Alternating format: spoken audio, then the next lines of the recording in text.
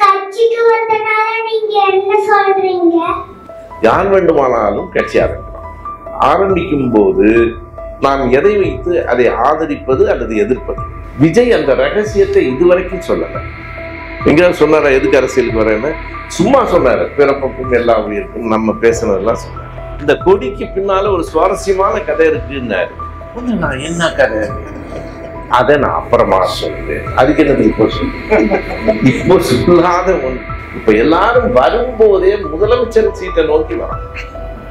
எந்த வேலை நீங்க சினிமாவில் இருந்து வந்தவர்கள் ஒரு பெரிய பட்டியல் இருக்கு.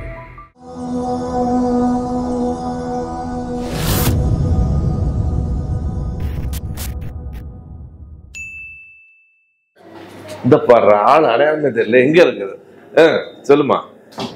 நீ முன்னாடி உட்கார்ந்துருக்க ஆள் எந்திரிச்சா தான் அது எனக்கு உருவமே தெரியும். கேளு, என்ன கேட்கணும்? கட்சிக்கு வந்தனால நீங்க என்ன சொல்றீங்க? இல்ல இல்ல, ஏன்னா ஒரு கேள்வியே பயங்கரமா இருக்கு. உட்கார்ந்துங்க. இந்த நாட்டில் யார் வேண்டுமானாலும் கட்சி ஆரம்பிக்கலாம். அவங்க நடிகரா இருக்கலாமா? இருக்கலாம். வியாபாரியா இருக்கலாம், ஆசிரியரா இருக்கலாம், விவசாயியா இருக்கலாம், ரொம்ப படிச்சவனா இருக்கலாம், ஒன்னும் படிக்காதவனா இருக்கலாம். யார் வேண்டுமானாலும் கட்சி ஆரம்பிக்கலாம். ஆரம்பிக்கும் போது நாம் எதை வைத்து அதை ஆதரிப்பது அல்லது எதிர்ப்பது. ஒரு கட்சி ஆரம்பிக்கிறார், யார் வேணாலும் ஆரம்பிக்கலாம். எதற்காக நாங்கள் கட்சி தொடங்குகிறோம்னு அவங்க சொல்லணும். அவர்கள் சொல்லுவதை அவர்கள் நிறைவேற்றுவார்களாங்கிற நம்பிக்கை நமக்கு வரணும். ஒருத்தர் சொல்லணும். இரண்டாவது, எந்த துறையிலிருந்து வேணாலும் அரசியலுக்கு வரலாம். ஆனா அரசியலுக்கு கொஞ்ச நாளாவது அங்க நம்ம சொன்னோம் பாருங்க, அரசியல் என்பது தலைவர்களை உருவாக்குகிற இடம் அல்ல, தொண்டர்களை சமூகத்துக்கு தருகிற இடம். என்னென்ன வேலை, அவர் எத்தனை காலம் இந்த சமூகத்துக்கு தொண்டு செய், ரெண்டு விஷயத்தை பார்க்கணும். அவர் எதுக்காக அரசியலுக்கு வந்திருக்கேன்னு சொல்றாரு. விஜய் அந்த ரகசியத்தை இதுவரைக்கும் சொல்லல. எங்க சொன்னாரா எதுக்கு அரசியலுக்கு வரேன்னு? சும்மா சொன்னாரு. பிறப்புக்கும் எல்லா உயிருக்கும் நம்ம பேசுனதெல்லாம் சொன்னார். ஒரு கொள்கை அறிக்கையை வெளியிடணும். அவங்க எங்க கட்சிக்கு இது நோக்கம் அப்படி அவர் சொல்லல. அவர் அந்த கொடிக்கே என்ன சொன்னார்னா, நான் அன்னைக்கு அந்த நிகழ்ச்சியை முழுசா நான் பார்த்தேன். கொடிக்கு என்ன சொன்னார்னா, அந்த பக்கம் 2 யானை இருந்தது, அதை ஃபெவிகால்னு மற்ற சொன்னாங்க, தெரியாது. இந்த கொடிக்கு பின்னால் ஒரு சுவாரஸ்யமான கதை இருக்கிறதுன்னாரு.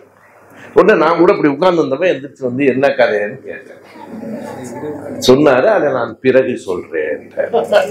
அவர் சொன்னதை இது உண்மையாக இந்த கொடிக்கு பின்னால ஒரு சுவாரஸ்யமான கதை இருக்குன்னாரு.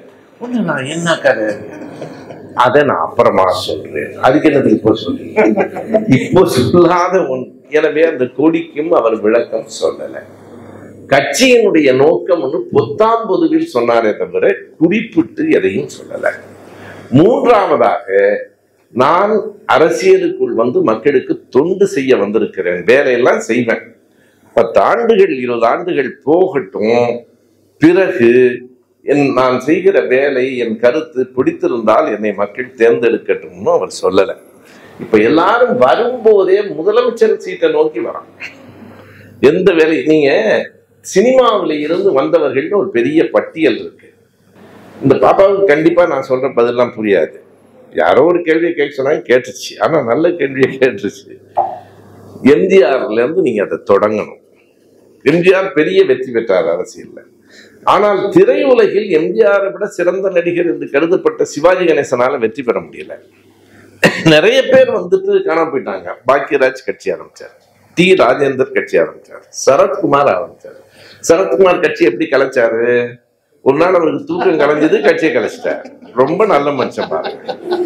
அவர் என்ன சொன்னாரு, தூக்கம் கலைஞ்சது, உடனே என் மனைவியை எழுப்பி கட்சியை கலைச்சிருவோமானா அந்த மாவும் கலைச்சிருங்க, கலைச்சிட்டோம், அவ்வளவுதான். அவ்வளவு நல்ல மனுஷனை இது வரைக்கும் நான் பார்க்கல.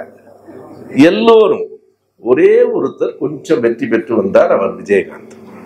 10% வாக்குகள் வாங்கினாரு, அவரும் காணாம போயிட்டார். யார் வேண்டுமானாலும் கட்சி தொடங்கலாம். 2 செய்தி. ஒன்று, எதற்காக என்று சொல்ல வேண்டும். இரண்டாவது, கொஞ்ச காலமாவது அவர்கள் வேலை செய்ய வேண்டும். எடுத்த உடனே முதலமைச்சர் என்று சொல்லுவதும் கொள்கையை சொல்லாமலே முதலமைச்சராக வருவதே கொள்கையாக இருப்பதும் சரியில்லை. எனவே விஜய் கட்சியை நான் ஆதரிக்கவில்லை. சரிதானா? ஓ